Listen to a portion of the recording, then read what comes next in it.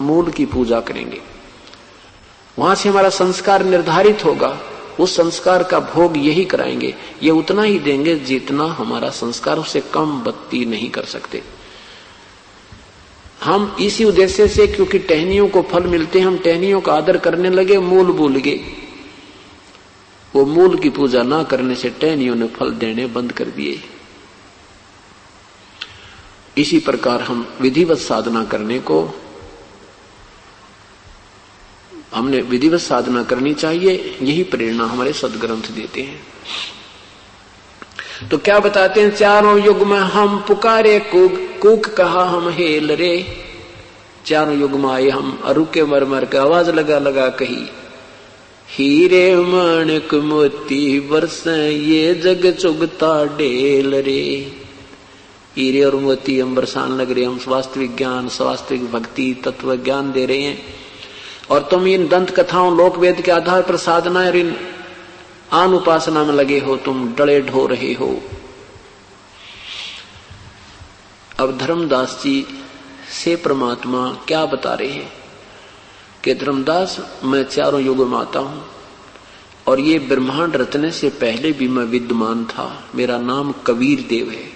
इसी परमात्मा का उपमात्मक नाम अनामी पुरुष, अगम पुरुष, अलख पुरुष, अपने अपने द्वीपों में, और सतपुरुष सतलोक में, ये उपमात्मक नाम होते हैं। इनकी हर प्रत्येक लोक में परमात्मा की अपनी ही शक्ति में अंतर है। जैसे अपने देश के प्रधानमंत्री जी कई बार अपने पास अन्य विभाग रख लेते हैं, और जब उन अन्य विभागों के दस्तावेजों पर वो हस्ताक्षर करते हैं तो वहां लिखते हैं मंत्री, साइन वही होते हैं, लेकिन उस हैसियत से, जो मंत्री की हैसियत से दस्तक करते हैं, तो प्रधानमंत्री वाली हैसियत वाले दस्तकों से वो बहुत कम होते हैं। उसमें वो मंत्री की पावर जो प्रयोग करते हैं तो उनमें वो पावर प्रधानमंत्री वाली वहां काम नहीं कर सकती। ऐसे ही आदमी वही, व्यक्ति वही है, लेकिन अपने अपने स्थान पर उसकी शक्ति में अंतर होता चला जाता है। ऐसे अनामी पुरुष, पूर्ण परमात्मा का अनामी पुरुष, यानी ये नाम उपमात्मक है, पद का नाम है, और से वो कबीर देव ही। तो वहां अनामी पुरुष के एक रोमकूप में असंख्य सूर्य मिला दे, इतनी चांदना, इतनी रोशनी एक रोमकूप की, और अगम पुरुष में शंख खरब सूर्य और खरब चांद मिला दे, इतनी उसकी रोमकूप में शोभा है। और फिर अलख पुरुष, अलख लोक में अरब सूर्य मिला दे, अरब ही चांद, वो चंद्रमा, इतनी उसके रोमकूप की शोभा है। और सतलोक में करोड़ सूर्य करोड़ चंद्रमा मिला दे, ऐसा हल्का, उससे कम तेज का शरीर आ गया उस अनामी पुरुष वाले शरीर से। है परमात्मा वही, और जब वो यहाँ मृत लोक में आता तो हल्का तेज पुंज का शरीर बनाकर उसके वो यहाँ प्रकट होता है। जब कबीर रूप में आए थे और महापुरुषों ने सतलोक में देखा, फिर यहाँ बताया, देखा, फिर कहा था ये कबीर परमात्मा, ये हक्का कबीर, ये बैठा धानक रूप रहा करतार। आदरणीय नानक साहिब जी ने भी यही कहा था। यही गरीबदास साहिब ने कहा कि सत कबीर नाम करता का, उसका परमेश्वर का नाम सत कबीर है। ऐसे आदरणीय नानक साहिब जी ने कहा कि हक्का कबीर करीम तू, हक्का कबीर माने सत कबीर, करीम माने दयालु मेहरबान, हक्का कबीर करीम तू बेऐब परवरदिगार, निर्विकार प्रभु। तो चारों युगों में आते हैं परमात्मा। सतयुग में जब ये आए प्रभु तो इनका नाम सत सुकृत था, और त्रेता में आए तो नाम मुनिंदर था प्रभु का।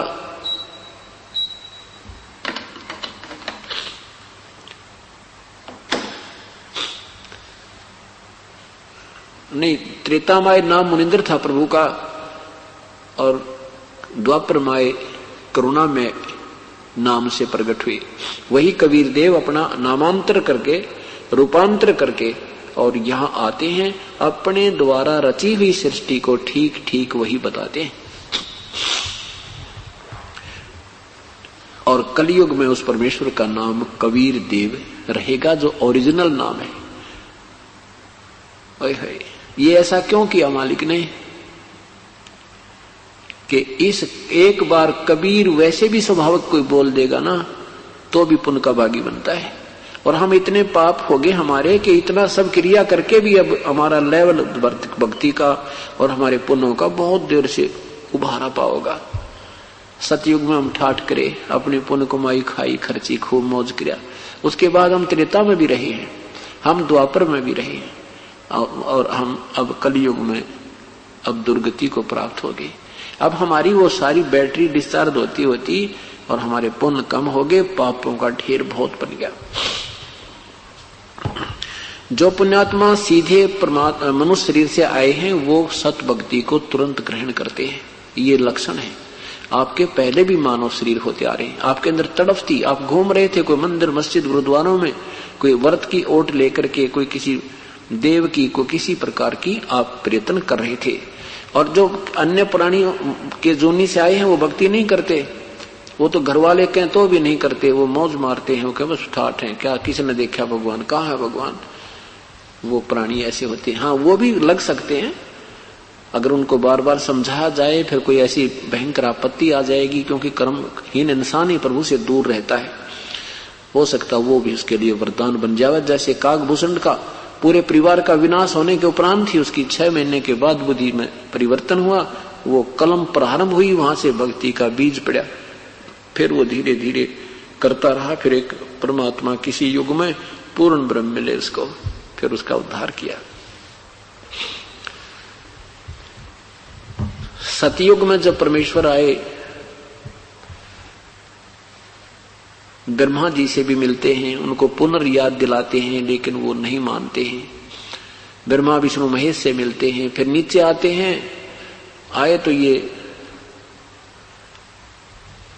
ऋषियों को भी समझाया, सभी मनु जैसे महाराज को भी बताया कि ये वो परमात्मा कोई और है। वेद उसका गुणगान करते हैं, लेकिन मनु जी ने उनको नहीं स्वीकार किया।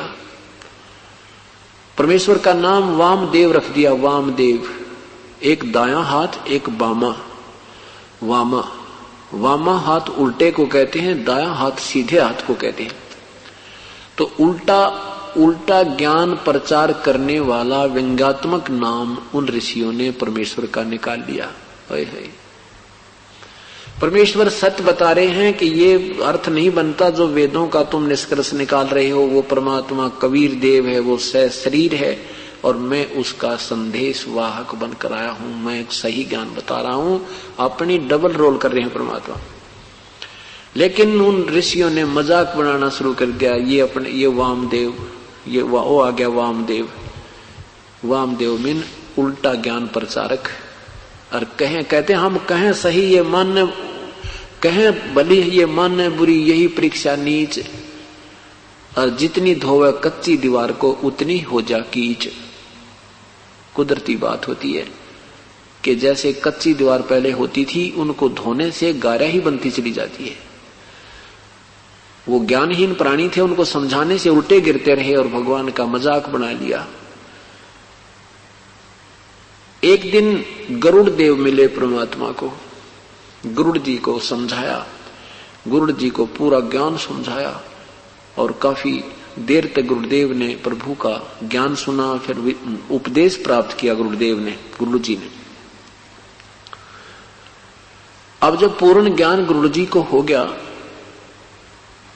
कि भाई ये ब्रह्मा विष्णु महेश इतने समर्थ नहीं है जितने हम मान बैठे थे। एक दिन क्या हुआ कि इस गरुड़ जी ने ब्रह्मा जी से कहा कि आपकी पावर इतनी नहीं है, क्योंकि गरुड़ ये ब्रह्मा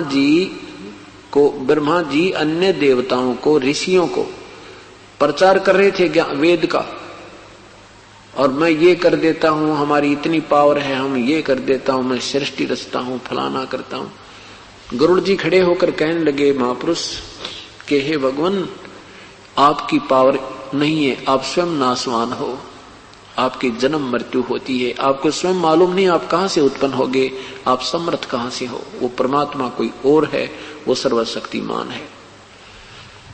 अब वो ब्रह्मा जी ने कहा भी तो तेरा दिमाग खराब हो गया गरुड़, तू कैसी बातें कह रहा है। कि नहीं जी मैं सही कह रहा हूं। ब्रह्मा जी ने विष्णु जी को बुला लिया कि ये आपका वाहन ये क्या बोल रहा आज हमारे विषय में। तो गरुड़ जी ने उनसे भी कहा कि आप समर्थ नहीं हो, आपकी जन्म मृत्यु होती है, आपकी पावर सीमित है, वो परमात्मा विसीमित पावर का है, उसकी पावरलेस जो है ना, उसकी जो है ना एंडलेस पावर है, इन्फिनिटी शक्ति है और वो सबका मालिक कोई और है। फिर शिव जी को बुला लिया, शिव तीनों ने वहां हंगामा डाल दिया। गरुड़ जी कहने लगे आपको नहीं यकीन होता है तो माता जी से पूछो। दुर्गा के पास पहुंचे चारों के चारों। और गुरुदेव ने कहा माता सच बताना, आज आप पंचायत के अंदर खड़ी हो, हमारी एक अर्ज है आपसे। तब उसने माता ने कहा भाई वो शक्ति कुछ न्यारी है, गरुड़ झूठ नहीं बोल रहा। तो तीनों ने कहने लगे गरुड़ और माता जी की एक सलाह होगी है, ये ऐसे अपनी अपनी हाँक रही है और हम जो चाहे सो कर सकते हैं। गरुड़ बोल तेरा क्या काम है। वहां से उठकर विष्णु जी के लोक में आकर तीनों विराजमान हो गए। गरुड़ जी ने कहा कि एक पाताल लोक में एक बालक की मृत्यु होगी है, उसकी आगे जीवन शेष नहीं है और आप उसको जीवित कर दोगे। गरुड़ कहा कि ला कहां है वो बच्चा। नीचे से पाताल लोक से लेकर के गरुड़ जी उसके पास पहुंचे और कहा कि ये करो इस बालक को जीवित। अब उन्होंने धर्मराज बुला लिया, ब्रह्मा विष्णु महेश ने धर्मराज को बुला लिया। वहीं पर धर्मराज से प्रार्थना की कि इस बच्चे का जीवन बढ़ा दो।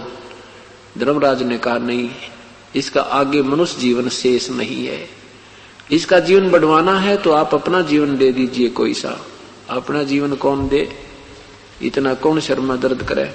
तो कहने लगा ये जीवित नहीं हो सकता, ये तो परमेश्वर के हाथ में बात है।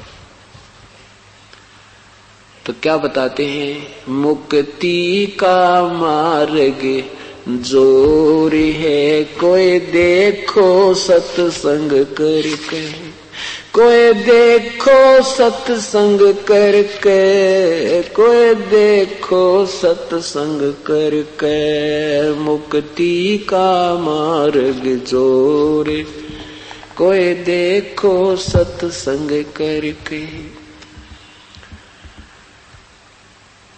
अब क्या बताते हैं आपको, एक परमात्मा के विषय में शब्द सुनाते हैं। सत्संग किया था बजरंगी ने मुनींद्र जी के संग में, सत्संग किया था बजरंगी ने मुनींद्र जी के संग में। कहे मुनींद्र सुनो हनुमाना, तुम उड़ जे झूठे रंग में। कहे मुनींद्र सुनो हनुमाना, तुम उड़ जे झूठे रंग में। ये 30 करोड़ राम हो जालिए, जीत जीत के जंग ने। ये 30 करोड़ राम हो जालिए, जीत जीत के जंग ने। देखा सतलोक नजारा था, विधि पूछी पैर पकड़ के, विधि बूझी पैर पकड़ के, विधि बूझी पैर पकड़ के। मुक्ति का मार्ग जोर है, कोई देखो सत्संग करके, कोई देखो सत्संग करके, कोई देखो सत्संग करके। मुक्ति का मार्ग जोर है, कोई सत्संग करके। जोग जीत के सत्संग में एक दिन आगे काग भूसंडा।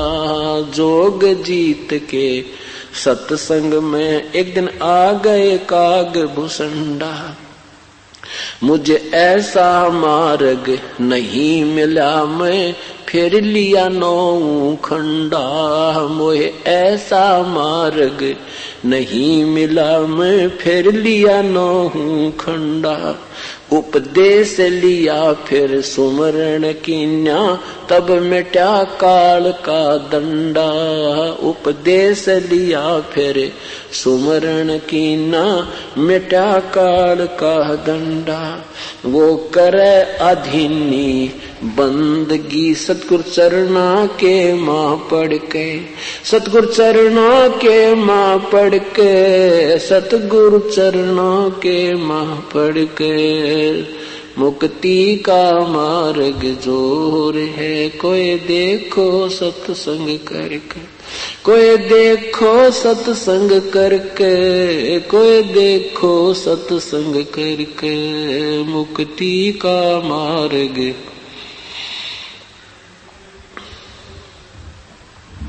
सत्संग किया था, सत्संग किया था परमेश्वर से पक्षी राज गरुड़ ने। सत्संग किया था परमेश्वर से पक्षी राज गरुड़ ने।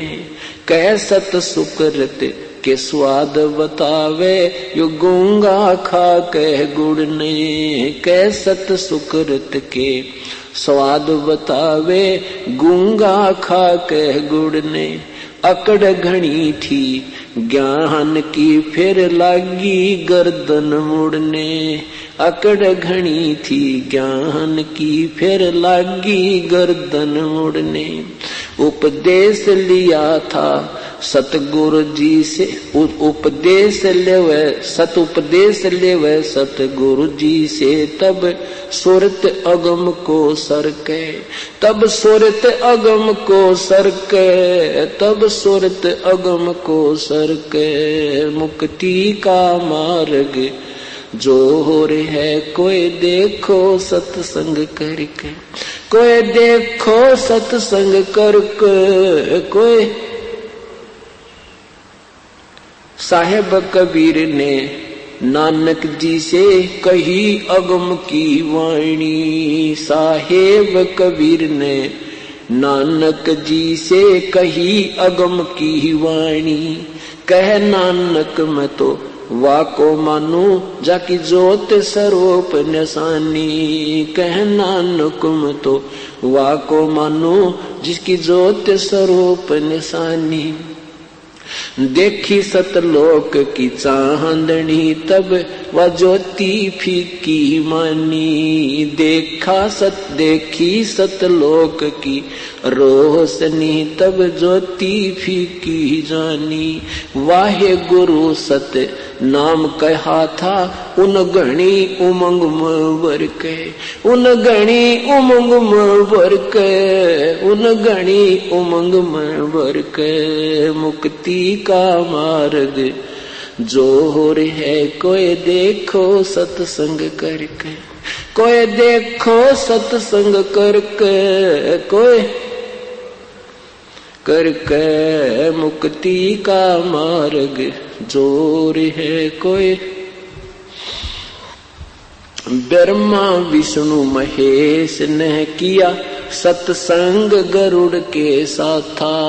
ब्रह्मा विष्णु महेश ने किया सत्संग गरुड़ के साथा। तीनों देवा न्यू कहन लगे, हम सर्व लोक विदाता। ये तीनों देवता न्यू कहन लगे, हम सर्व लोक विदाता। गरुड़ कहे ये बालक मर गया, इसे जीवा दो दाता। गरुड़ कहे ये बालक मर गया, इसे जीवा दो दाता। नहीं जिया तब कहन लगे, ये तो हाथ परम ईश्वर के, ये तो हाथ परम ईश्वर के, ये तो हाथ परम ईश्वर के। मुक्ति का मार्ग जोर है, कोई देखो सत्संग करके, कोई देखो सत्संग करके, कोई करके। मुक्ति का मार्ग जोर है, कोई। साहेब कबीर के सत्संग में एक दिन आगे गोरखनाथ था। साहेब कबीर के सत्संग में एक दिन आ गए गोरखनाथा, वो सिद्धि बल से बोलता, सतगुरु कहें ज्ञान की बाता। वो सिद्धि बल से बोलता, सतगुरु कहें ज्ञान की बाता। जब पूर्ण सिद्धि दिखलाई तब नाथ जी रगड़ा माथा। जब पूर्ण सिद्धि दिखलाई तब नाथ जी रगड़ा माथा। गोरख ने वेद शब्द का पाया, सतगुरु चरणा बीच पसर के। सतगुरु चरणा बीच पसर के, सतगुरु चरणा बीच पसर के। मुक्ति का मार्ग जोर है, कोई देखो सत्संग करके, कोई देखो सत्संग करके। कोई मुक्ति का मार्ग जोर है, कोई देखो। सत्संग हुआ था सामन के घर पे, कैसी हुई सतगुरु मेहमानी। सत्संग हुआ सामन के घर पे, किसी हुई सतगुरु मेहमानी। अन्न नहीं था प्रसाद को तब चोरी करन की ठानी। अन्न नहीं था प्रसाद को तब चोरी करन की ठानी। सतगुरु सेवा कारण लई स्वयं लड़के की प्राणी। सतगुरु सेवा कारण लई स्वयं लड़के की प्राणी। भगत वो पाला जीत गए जो हुए आश्रय सतगुरु के। जो हुए आश्रय सतगुरु के, जो हुए आश्रय सतगुरु के। मुक्ति का मार्ग जोर है, कोई देखो सत्संग करके, कोई देखो सत्संग करके। कोई है मुक्ति का मार्ग जोर है, कोई। मान गुमान छोड़ मेरे मनवा, तत्व भेद तब दर्शे। ये मान गुमान छोड़ मेरे मनवा, तत्व भेद तब दर्शे। प्रेम भाव सतगुरु में हो जा, सब सहज है अमृत बरसे। प्रेम भाव जब सतगुरु में होवे, सहज है अमृत बरसे। जिन सार शब्द पाया नहीं वो, सतलोक जानन तरसे। जिन सार शब्द पाया नहीं वो, सतलोक जानन तरसे। राम पाल मुक्ति को पाले, हरदम सतगुरु नाम सुमर के। हरदम सतगुरु नाम सुमर के, हरदम सतगुरु नाम सुमर के। मुक्ति का मार्ग जोर है, कोई देखो सत्संग करके, कोई देखो सत्संग करके। कोई सत्संग करके मुक्ति का मार्ग जोर है, देखो सत्संग करे कह सत्साही। पहले तो गरुड़ जी ही नहीं मान रहे थे प्रभु की वाणी को। पुण्यात्मा, आज वही सिलसिला पुनः शुरू हो रहा है। प्रथम बार हम किसी को बताते हैं तो कतई नहीं मानता, बिल्कुल हमारी बात को असत्य कहता है। फिर ध्यान से सुनता है, प्रमाण देखता है, फिर दांतों तले उंगली दबा लेता है और हमारा अनुयायी हो जाता है। फिर कहता है, भगवान यो ज्ञान तो मुझे कभी नहीं सुना। मैं राधा स्वामी सत्संग में जा लिया, धन धन सतगुरु का जा लिया, निरंकारियों के भी जा लिया, बालेश्वर जिया के भी जा लिया, सतपाल जी के भी देखा, जय गुरुदेव भी सारा देख लिया। भगवान ये ज्ञान तो हमने आज तक कभी नहीं मिला। ऐसे ही सतयुग में परमेश्वर आए थे, उस समय गरुड़ जी से मिले थे। पहले गरुड़ जी ना माने, फिर गरुड़ को समझाया, पूरा ज्ञान समझाया और पूरी सतिथि से अवगत कराया, फिर माने गरुड़ जी। पहले अपने आप को बहुत ज्ञानी मानता इंसान, जिसने जहां तक का ज्ञान प्राप्त है। उसके बाद गरुड़ जी समझाता है अन्यों को, फिर वो मानते ना। ब्रह्मा विष्णु महेश नहीं मान रहे, फिर जब उनके सामने प्रमाण लाके रख दिया, फिर बोले ये तो हाथ परमेश्वर का है, ये तो परमेश्वर के हाथ में भाई। यानी ऐसा सबकी स्थिति ऐसी है, क्योंकि वो भी प्राणी है, ब्रह्मा विष्णु महेश भी एक जीव है आप जैसे ही, लेकिन वो पुण्य कर्मी ज्यादा थे, उनमें शक्ति ज्यादा होगी, उन्हीं की शक्ति उन्हीं को देखकर प्रधान बना दिया। अब यहाँ कोई मंत्री बना है, मुख्यमंत्री बना है, राजा बना, उसी की कमाई से उसको उठा कर वहां बैठा दिया, उसके संस्कार में आगे भविष्य की तैयारी नहीं है, तो वो दोनों जीरो हैं। हाँ, जब तक उन इस पद पर है, उनके पास पावर है, फिर वो कुछ नहीं है। बैटरी डिस्चार्ज होने के बाद जैसे चींटी की पंख कट जाती हैं, जो पंख है तब तक वो उड़ती है, और पंख खत्म हो जाती हैं, उसका समय है, फिर वो चींटी की चींटी होती है। ऐसे फिर ये जब इनकी सारी कमाई समाप्त हो जाएगी, तो ये भी आप जैसे जीव ही है। और ये जीव की वही वृत्ति है कि अपनी हार माननी नहीं, और परमात्मा की वृत्ति है हार मना कर छोड़ देगा। परमात्मा उसी को पसंद करता है जो हार जाता है। रावण नहीं माना था, रावण की दुर्गति हुई। जो हार जाता है, जो समर्पण कर देता है, उसी की मदद प्रभु करता है। जैसे द्रौपदी को पहले अहम था कि मेरे पांचों पांडव कृष्ण जैसे भगवान मेरे साथ हैं, क्या मेरा कुछ नहीं, ये नहीं हो सकता। जब उसने ये सारा समाज छोड़ दिया कि तेरा कोई साथी नहीं है, उसका चीर उतारा जा रहा था, नग्न कर रहे थे, सब संसार को भूल कर परमेश्वर याद किया था, और तब उसी के किए हुए प्रतिफल से उसको उभारा हुआ था। तो इसी प्रकार जब हम संसार को छोड़ करके प्रभु में आस्था समर्पण करते हैं, तब वो साथ हो जाता है। जोगजीत परमात्मा सतयुग में नाना रूप बनाकर आते हैं, नाना नामों से आते हैं, सत्सुकृत नाम से आए, फिर अन्य किसी नाम से कहीं प्रकट हो जाते हैं, और 20, 30, 50 वर्ष वहां रहते हैं, उनको कोई पता सता भी नहीं जानता ये कौन है, कहां से संत थे, और फिर वो निकल चले जाते हैं। तो ऐसे जोगजीत नाम से, योग संतान रूप से नाम से प्रभु आए थे। और गरुड़ जी में भक्ति बीच पड़ चुका था।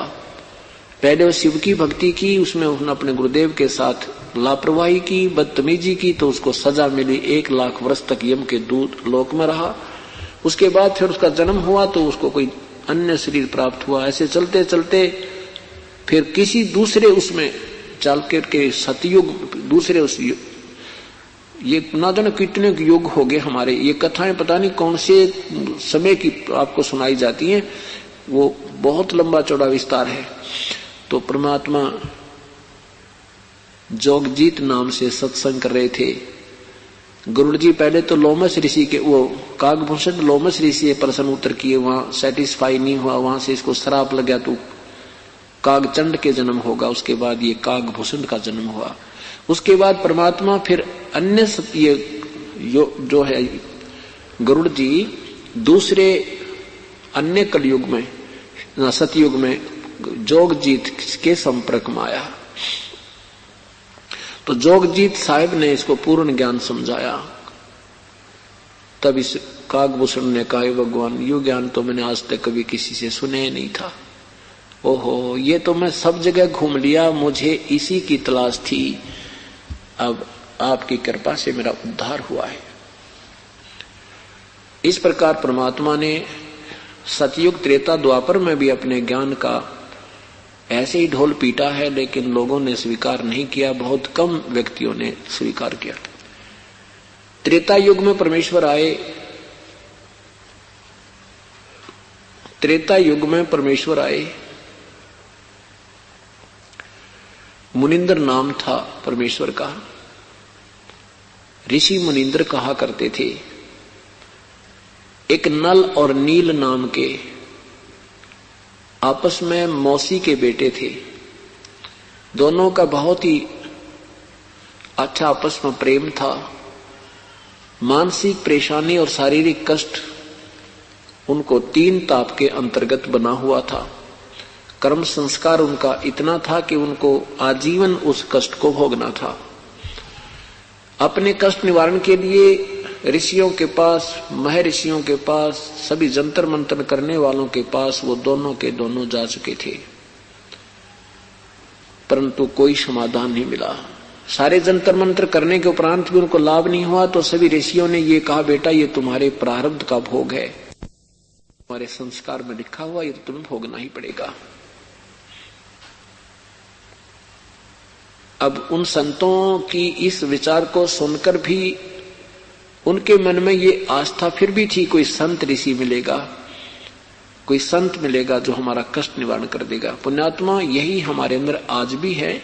बेशक हमें ये ज्ञान मिलता था कि जैसा कर्म किया प्राणी को भोगना ही पड़ेगा, फिर भी हम उसके अपने दुख के निवारण के लिए कोई झाड़ा लवाने वालों के पास, कितने पामिष्टों के पास या किसी जंतर मंत्र करने वाले सियाने और बौड़ों के पास हम घूमते ही रहते थे, क्योंकि हमें पता था कि परमात्मा एक ऐसी शक्ति भी है जो दुखों का अंत कर देती है।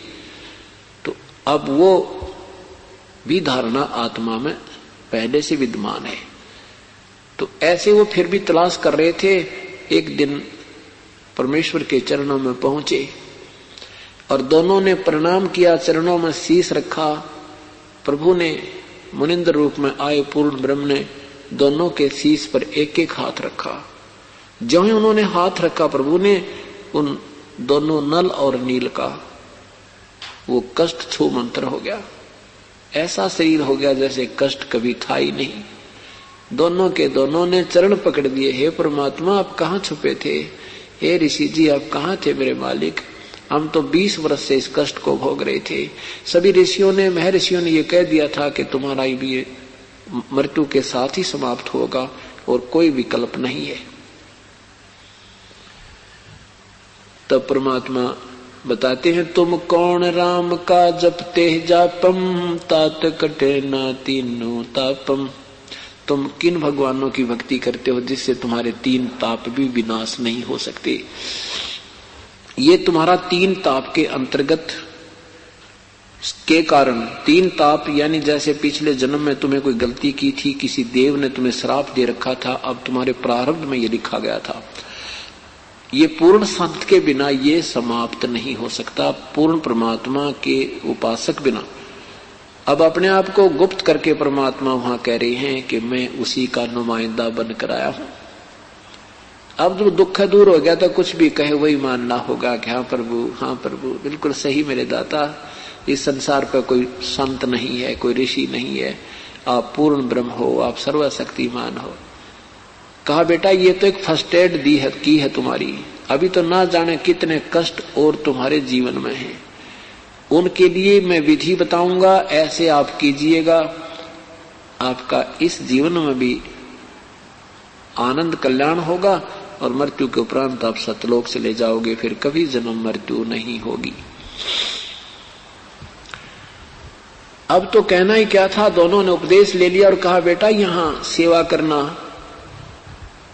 बर्तनों की सफाई, बर्तन साफ करना और जितना भी हो सके अपने शारीरिक सेवा करना। इस मिट्टी को लगा दो भगवान के चरणों में, इसका कुछ नहीं बनना इस मिट्टी का, ये 5 तत्वों का पुतला फूंक दिया जाएगा। अब इसका इस मिट्टी से कुछ लाभ लेना है तो समर्पण कर दो, सिर धर पाओ। और जैसे कोई बुजुर्ग हैं, सत्संग में आते हैं, अपाहिज हैं, उनकी सेवा करा करो बेटा, उनके कपड़े धो दे, बर्तन साफ करे, बुजुर्गों के, वृद्धों के हैं, ऐसी ये सेवा होती है। तो उन्होंने गुरुदेव की आज्ञा, उनको तो था, कहते हैं ना, जैसे सुना करते थे भाई ये तो प्रारब्ध का कर्म है, ये तो भोगना पड़ेगा, भाई आगे भक्ति करो, आगे तुम्हें कष्ट नहीं होंगे। तो परमात्मा परमेश्वर हमें ये ज्ञान देते हैं, जैसे किसी के पैर में कांटा लगा हो और कांटा निकले नहीं, कोई कहे कांटा तो निकलेगा नहीं, जूता पहन ले आगे कांटे नहीं लगेंगे, तो जूता, कांटा लगे पैर में जूता पहना नहीं जा सकता। कांटा निकले और इस डर से जूता पहने भगवान के फेर ना लग जा, तो वो जूता सुहावे। कांटा लगे पैर में जूता सुहा नहीं सकता, उसको पहन नहीं सकता कोई। तो परमात्मा ने वो कांटा निकाला और कहा बेटा अगर आगे गलती कर दोगे तो तुम्हें ये भयंकर कष्ट फिर भी हो सकता है। इस डर से फिर राम नाम का जूता मर्यादावत पहन लिया। जो गुरुदेव ने आदेश दिया था ऐसे सेवा करनी दोनों ने शुरू कर दी, बहुत प्यार से। कोई नोके ना भी धो लूंगा, मैं इतना वृद्ध नहीं हूं, तो भी उससे हाथ जोड़कर नहीं, हम सेवा कर देंगे, हम तो आपके बच्चे हैं, ऐसे ले जाएं। और वो थे इतने मोटे दिमाग के, क्योंकि कंटिन्यूस ज्यादा दर्द दुख रहने से दिमाग में उनके माइंड में ऐसा कुछ मोटापन सा हो गया था, भोले भाले से हो गए थे वे। तो उस दिन में सत्संग सुनते, फिर उसके बाद सत्संग के बाद सेवा करने के लिए दरियाओं के पास बर्तन ले जाते साफ करने के लिए, कपड़े ले जाते उन रोगियों के और वृद्धों के भक्तों के। और वहां पहले साबुन तो थे नहीं, पहले पानी में भिगोया करते थे काफी समय ताकि वो मैल छोड़ दे, पात्रों को भी, बर्तनों को भी, कपड़ों को भी। तो ऐसे वो दरिया के किनारे पर जाकर के थोड़ा पानी जहां होता था वहां बर्तन उनको डबो देते थे, भिगो देते थे, बर्तनों को भी, कपड़ों को भी, और बैठ जाते वृक्ष के नीचे और सत्संग में सुनी हुई बातों पर विचार विमर्श करते थे। आज सतगुरुदेव ने ऐसे बताया, ओहो बिल्कुल ऐसा ज्ञान तो भाई कहीं सुना नहीं। नील, अरे भाई ज्ञान क्या, हम कितने दुखी थे, देख प्रभु ने हाथ रखा था और हम स्वस्थ हो गए। याद आते हैं वो दिन, तो सबकी आती हैं। अभी डर लगता है भगवान, ऐसा भयंकर पीड़ा थी अपने को, हम कहाँ चैन से बैठ सकते थे, सारा दिन सारी रात कराहते रहते थे। वो बातें करने लग जाते, उधर से वो बर्तन कोई दरिया में बह जाता, कोई कपड़ा बह जाता, उनको ध्यान नहीं रहता। शेष बचे कपड़ों और बर्तनों को धो धा के वो यूं का त्यों साफ करके और वहां टांग देते, छांट लो अपना अपना। अब वो भक्त जाते, उनका किसी का लंगोटा नहीं, किसी का लोटा नहीं, किसी का कमीज नहीं, तो किसी की धोती नहीं। वो कहते भाई हमारी धोती कहाँ गई? वो कहता मेरा एक पानी का पात्र था, वो पता नहीं कहाँ गया। नल नील कहते नहीं जी हम तो सारे ही ले आए हैं, वहां नहीं छोड़ कर आए एक भी। अब वो कहने लगे भगत जी हम तो ऐसे ऐसे बताओ, यहाँ 5-10 दिन हमने रुकना है, कहाँ रोज धोती लाएंगे, कहाँ से लोटे लाएंगे। 2-4 बार ऐसे हुआ तो उन्होंने हाथ जोड़ दिए, भगत जी हम आप धो लेंगे अपने कपड़ों को, आपने तो काम बढ़ा दिया हमारा। अब इस बात से वो चिंतित हो गए कि कहीं गुरुजी हमारी सेवा ना छीन लेवे और हमें फिर कष्ट ना आ जावे। उनसे हाथ जोड़ें, पैर पकड़ें, आगे से नहीं हम एक भी बर्तन खूने देंगे, अच्छी तरह लाया करेंगे। फिर वही क्रिया होगी। अंत में सभी भक्तों ने गुरुदेव से प्रार्थना की, गुरुजी अपने आपके सेवक हैं तो बड़े श्रद्धालु, पर ऐसे ऐसे हमारे साथ बात बन जाती है और इनको पता नहीं होता, इनका दोष भी नहीं है। अब परमात्मा, उन्होंने सोचा नल और नील ने कहीं प्रभु ये ना कह दे कि तुम मत सेवा किया करो और हमारे या सेवा छिन जा, हमारी कमाई ना बने। इस डर से पहले ही चरणों में गिर गए, प्रभु हमारी सेवा ना छीनना मेरे दाता, आगे बिल्कुल सावधान रहेंगे। कान पकड़ के दोनों खड़े हो गए, रोने लग गया, आंखों में आंसू भर आए। और भगत कहने लगे जी हर बार ऐसे ही ड्रामा करते हैं, ये हमने बहुत बार कह लिया और ये इनके विवश, ये बस की बात नहीं बेचारों के। तो परमेश्वर ने दोनों तरफ की बात सुनकर कहा भाई कोई बात नहीं, सेवा करो बेटा, पर आज से मैं तुम्हें आशीर्वाद देता हूं, तुम्हारे हाथ से कोई बर्तन, लोहा, पत्थर, कुछ भी, कपड़ा किसी प्रकार का भी क्यों ना हो, पानी में तैरता रहेगा, डूबेगा नहीं। अब वो कपड़े धोने जाते हैं, बर्तन लेकर जाते हैं, पानी का बर्तन भरकर पानी पर रख देते हैं, कांसी के बेले को, पात्र, कांसी का पात्र कभी नहीं ठहर सकता पानी पर, चाहे कितना भर कर रख दो, चाहे खाली भी रख दो, तो वो ऊपर रख देते तो भी ऊपर तैरता रहता। ऐसे कोई पत्थर भी, जैसे कोई ईंट रख देते, पत्थर रख देते, वो भी तैरता रहता।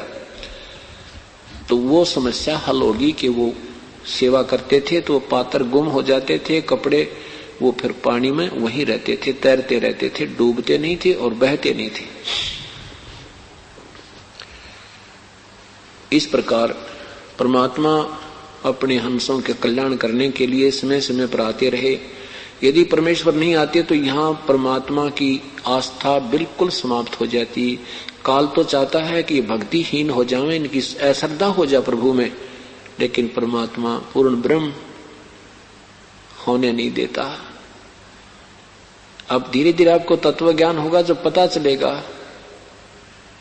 कि ये कहानी क्या थी, ये कौन है ये सब खेल करने वाला।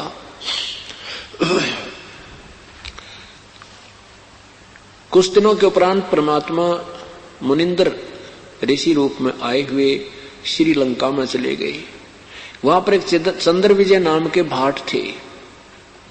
और चंद्र विजय राजा रावण के दरबार में जाता था, उनको चुटकुले सुना सुना के उनकी महिमा गा गा कर राजा को प्रसन्न करता था और रावण उसको कुछ दान दक्षिणा दे देता था। चंद्र विजय की धर्मपत्नी करमवती वो मंदोदरी रानी के पास जाती थी, उसको हंसी मजाक के चुटकुले अच्छे और बुरे गंदे मंदे सुना करके प्रसन्न रखा करती थी, उसका जो मनोरंजन कराया करती थी। ऐसे वो रानी उसको कुछ कपड़े कुछ अन्न आदि देती रहती थी। चंद्र विजय की द्वार पर सुबह सुबह परमात्मा एक वृक्ष के नीचे बैठ के जाके, क्योंकि त्रेता युग में हर इंसान प्रभु को चाहने वाले होते थे। बेशक रावण राक्षस कहला था, लेकिन वो भी भक्त था। वो तो गुरु गलत मिल जाने से उन्होंने साधना तमोगुण भगवान शिव को समर्थ सर्वज्ञ मृत्युंजय आदि बता दिया और इसी का वेद गुणगान करते हैं। उस नादान नीम हकीम ने वो आत्मा खराब कर दी, वो राक्षस बन गया। तो फिर भी लोग हर इंसान प्रभु को चाहने वाले थे। जो ही चंद्र विजय बाहर निकला और परमात्मा एक ऋषि रूप में बैठे हैं, कहते साधु दर्शन राम का मुख पे बसे सुहागे, दर्श उन्हीं को होत हैं भाई जिनके पूर्ण बागे। इस बात से सब लोग महत्व देते थे इन बातों को कि सुबह सुबह हमें जो संत का जो दर्शन हो रहा है ये कोई पूर्व लाभ है। लेकिन अब संत रहे नहीं, असंत है। ऐसे पूर्ण परमात्मा संत रूप में आते थे और हमारे ऐसे दुख निवारण कर जाते थे। इसलिए कहा करते थे भगवान ना जाने किस रूप में आ जावे, किस भेख में आ जावे। वो कबीर परमात्मा ही आकर के ये दुख निवारण करते थे, जिनके उदाहरण आज भी बने हुए हैं। और वो करता था कोई और क्रेडिट मिलता था किसी को। परमात्मा उस महिमा की भूखे नहीं है। वो तो चाहते हैं कि इन आत्माओं में परमात्मा की चाह बनी रहे। और कल यहां तक लाना था आपको, अब तो आप पर चाह बन जाएगी। कुछ दिनों में सारे संसार में एक बार फिर भक्ति पड़पेगी और सत भक्ति करेगा, ये बच्चा बच्चा करेगा, तभी हमारा जीव हमारा सतर सुधरेगा। अब तो भाई बहन को नहीं देख कर राजी, बहन भाई को देख कर प्रसन्न नहीं, बाप बेटे का झगड़ा, भाई भाइयों का झगड़ा, केवल माया उद्देश्य हो गया। और जब हम परमात्मा के चरणों में आएंगे, ये ज्ञान समझ में आएगा, फिर हम लूटेंगे नहीं किसी को, हम लौटाएंगे और फिर हम सुखी हो जाएंगे। हम नहीं किसी की आत्मा दुखाएंगे, क्योंकि हमें ये बात से परिचित हो जाएंगे कि तुमने उस दरगाह का मैल नहीं देखा और धर्मराज के तिल तिल का लेखा। कि हम जो मन से भी कोई बुरा सोचेंगे तो भी वहां प्रिंट पाओगा अपना। करना तो करने वाला किया हुआ तो मिलेगा, सोचा हुआ भी मिलेगा।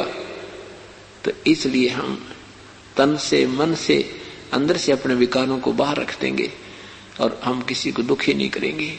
हमें पता चल जाए, परमात्मा का ये ज्ञान हो जाएगा। घर तो 3.5 हाथ भाई गणात 4.25, कह कबीर अधिका गहे वा को नहीं विचारे। अब एक कोठी बना ली, 2 बना ली, तीसरी और बना लो, लाखों रुपये ला दिए।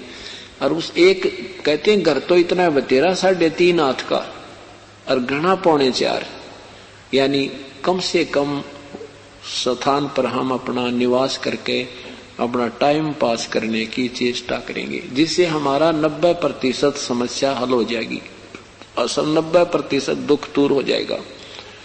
फिर हम लड़की और लड़के के ब्याह में, शादी में न बिरके कुकरम पाथ लेते हैं। फिर हम बिल्कुल सीमित खर्च करेंगे, बहुत सीमित। और क्योंकि सत्संगी अपने उपदेशियों में शादी होगी, दोनों तरफ समझे हुए होंगे, वो कहेंगे हमें केवल कन्या दे दो, तो वो प्रसन्न होंगे। और ये सब बात के कि ये सब बरात के कि आने और जाने कहते सब झंझट मिट जाएंगे। अब आधे से ज्यादा सिरदर्द ये बना दिया हमने, देखा एक का अच्छा ब्योंत है, उसके पास पैसे हैं, उसने लड़की के ब्याह में लाख रुपया ला दिया। अब गरीब आदमी की लड़की जाकर देखती है, वो लड़की ऐसे ऐसे कपड़े लेगी है, ऐसे आइटम लेगी है, वो घर में चर्चा करती है, तो माता पिता का मन दुख पाता है। अगर मैं अपनी बेटी को नहीं दूंगा तो इसका जी दुख पाओगा। आगे से दूसरी इसकी जो दुरानी जिठानी कुछ ज्यादा लेकर आएगी तो मेरी बेटी की कदर नहीं होगी। तो वो माँ बाप भी ना होगा आपके पास अपने पास तो कर्जा करेंगे बेचारे। ये महा कष्ट का कारण बन गया, हमारी अशांति का मूल कारण बन गया। अब धीरे धीरे इसको जो समाज के अंदर बुराई घर करेगी, ये प्यार से और ज्ञान से दूर हो जाएगी। तो इस प्रकार जब ये कम हो जाएगी तो हम अपने आप सुखी हो जाएंगे। तो कहने का भाव है कि उस समय क्या किया करते कि ऐसे कोई सुबह सुबह संत दिख जाता, ओए होए गदगद हो जाते, हे भगवान आज कौन सा पुण्य उदय हुआ जो सुबह सुबह संत के दर्शन। कबीरा दर्शन संत का साहब आवे याद, लेखे में वो है समय बाकी का समय बाद।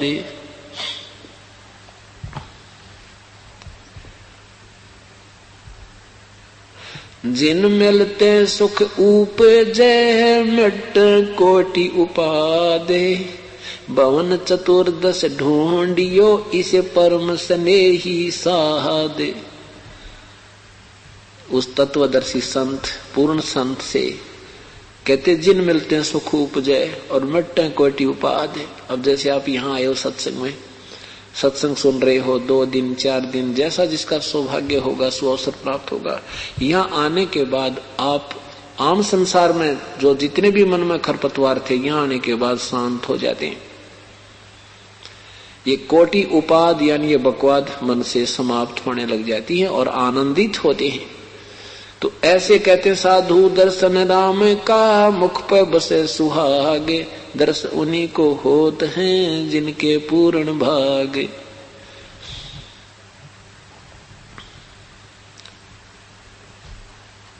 अब चंद्र विजय जी ने देखा कि वो ये तो महात्मा बैठे हैं, चरणों में प्रणाम किया।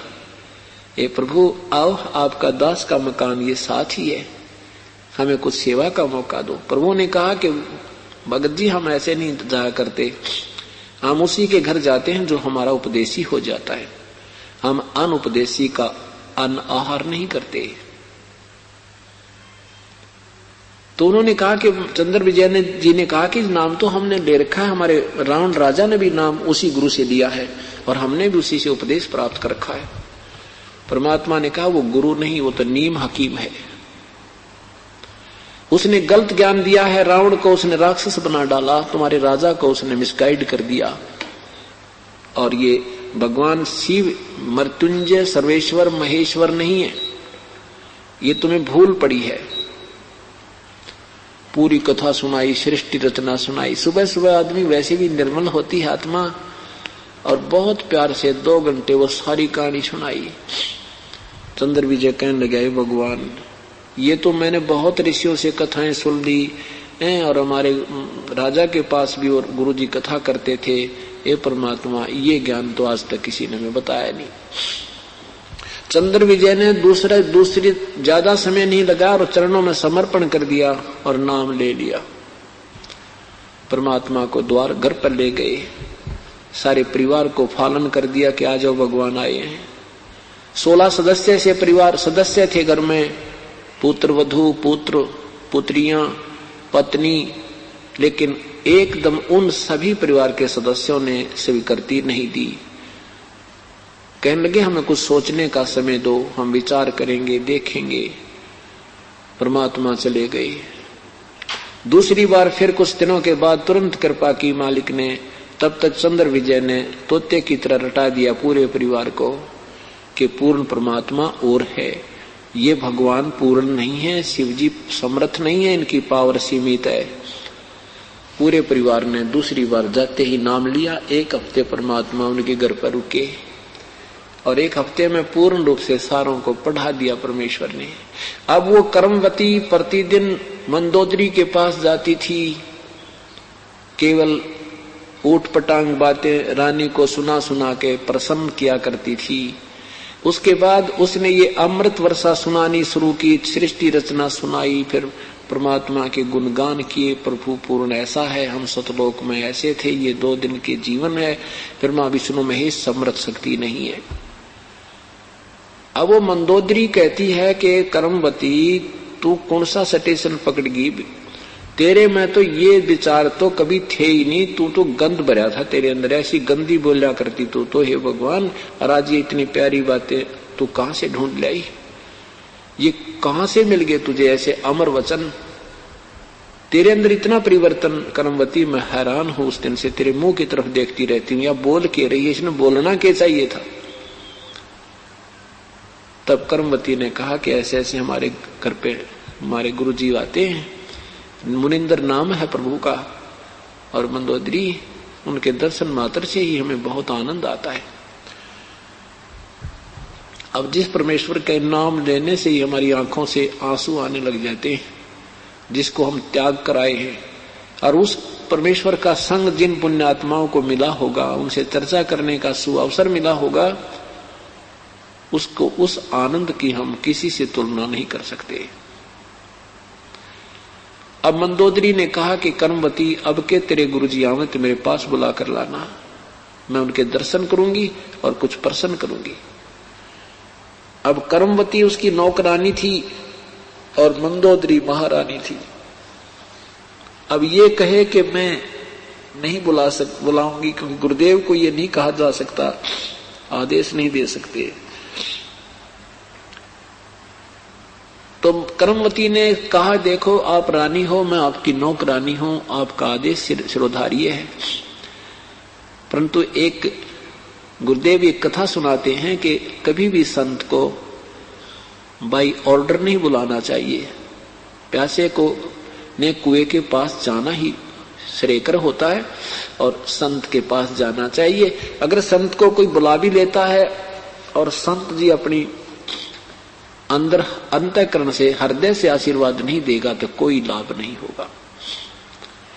मंदोदरी इस बात से अवगत हो गई और कहा, ठीक है बहन, मत बुला के लाना, अब के आपके गुरुजी आए तो मुझे बुला लाना, मुझे संदेश दे देना, मैं आप आ जाऊंगी।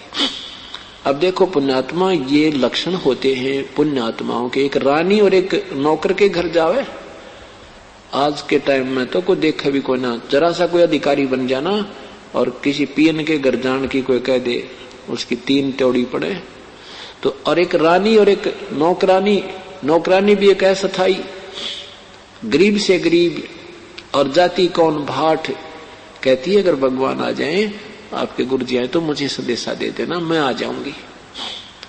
परमेश्वर ने कृपा करनी थी, कहते 100 साल सीधर मैं करूं अपने जन के काज, अपने जीव के लिए ना विरा मैं के छल छिद्र करता हूं।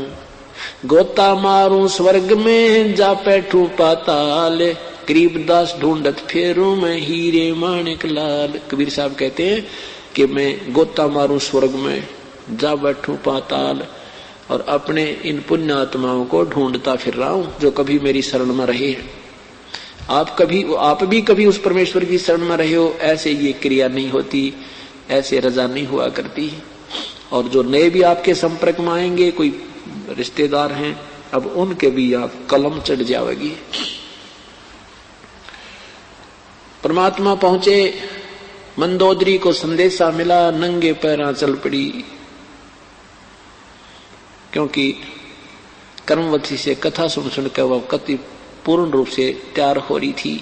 फिर भी एक आध शंका रहती है, परमेश्वर के दर्शन किए देखते ही वो शंका भी खत्म होगी। ऐसा संत, ऐसा शीत, ऐसा स्वभाव। और फिर 2-4 बातें की, कहा प्रभु आपकी बिटिया को उपदेश दे दो। परमेश्वर ने कहा कि बेटी ऐसी बात है कि ये उपदेश लेने के बाद फिर और उपासना नहीं करनी, जो गुरुजी कहें वही क्रियाएं करनी होंगी। मंदोदरी ने कहा जो आपका आदेश प्रभु शिरोधार्य है, हम जो आप कहोगे वही होगा।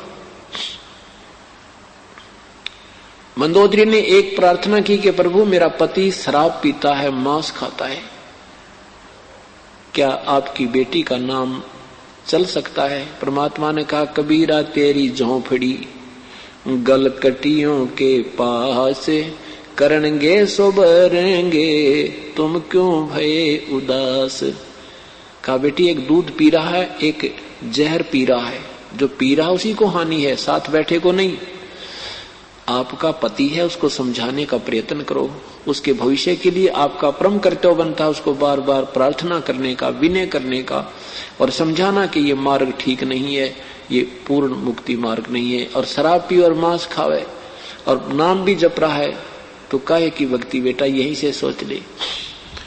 अब पहले तो मंदोदरी जैसे भी क्रिया रावण करता था उसको कोई दिक्कत नहीं थी। अब ज्ञान होने के बाद उसने रोज प्रार्थना करती अपने पति से, रोज प्रार्थना करती, पर रावण कति नहीं मानता। तो नहीं माना, ना शराब छोड़ी, ना मांस खाना त्यागा और भगवान शिव से अधिक वो किसी को सुनने को तैयार नहीं था। कुछ दिनों के बाद विभीषण उनका जो देवर था उससे मंदोदरी ने कहा कि ऐसे ऐसे मैंने उपदेश लिया है और ये कथाएं सुनाई परमेश्वर की। विभीषण ने कहा तो कहा कि मुझे क्यों छोड़ दिया आपने, हाय हाय आप मुझे भी बताते मैं नाम ले लेता। कहा फिर आएंगे प्रभु गुरुदेव, फिर नाम ले लेना। दूसरी बार जब परमेश्वर गए तो विभीषण जी ने भी परमेश्वर के चरणों में समर्पण कर दिया और उपदेश ले लिया। कुछ दिनों के बाद क्या होता है कि ये काल का जो झंझट है, उन्हीं के पुत्र श्री राम विष्णु रूप में आए, विष्णु जो श्री राम रूप में आए थे उनके ऊपर यो चक्कर चला। श्री राम को वनवास हुआ, 2 वर्ष के उपरांत सीता जी का अपहरण रावण ने कर लिया। जो ही सीता जी का अपहरण करके रावण अपने घर पे ले आया तो मंदोदरी ने अपने गुरुदेव से कहा, हे गुरुदेव मेरे पति ने एक बहुत बड़ा गलत काम किया हुआ है, मेरी आत्मा रोती रहती है, वो किसी पर स्त्री को उठा लाया है, उसको बाग में रखा है। हे परमेश्वर आज तक मैंने ऐसा दुख नहीं देखा था, मेरी एक नहीं मानता। हे प्रभु कुछ आप उसे कहो दाता उस स्त्री को जिसकी है दे आवे। तो परमेश्वर ने कहा बेटी वो आम स्त्री नहीं है, वो त्रिलोक की, इस 3 लोक की जननी है, वो विष्णु की पत्नी है। श्री रामचंद्र रूप में विष्णु आए हैं और रावण ने तो अपनी सात मोल ले ली, ये तो अपनी करड़ाई खा लाया यू। इसको कह दे बेटी वापस हाथ जोड़ के वापस कर दे और अपनी भीख मांग ले अपने जीवन की, ये आम औरत नहीं है। अब मंदोदरी को और चिंता होगी, हे भगवान। और गुरुजी जो बात कहें, अब तो हम ज्यादा मलिन हो गए, जो पहले संत जो कहते थे फाइनल होती थी, और यही फायदा उठा लिया इन नॉन संतों ने, इन नादान संतों ने। आत्मा तो वही है कि संत जो कहते हैं सही है, लेकिन ये संत नहीं थे, असंत, इन्होंने सारा मिसगाइड कर दिया हमारे को। अब हमें वो असंतों पर संत जान के विश्वास करके गलत ज्ञान ग्रहण कर लिया।